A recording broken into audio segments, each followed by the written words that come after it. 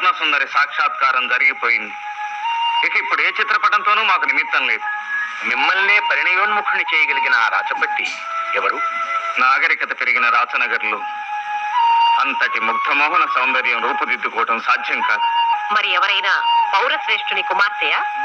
జనపదాలలో అటువంటి అపూర్వ తేజోరాశి జన్మించదు. జన్మించి ఉంటే మాకేనాడో కనిపించుండేది.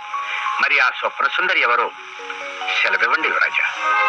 క్షీరసాగర మథనంలో ఉద్భవించిన లక్ష్మీదేవిలా ఏ సౌందర్య మథనంలోనూ ఆవిర్భవించిన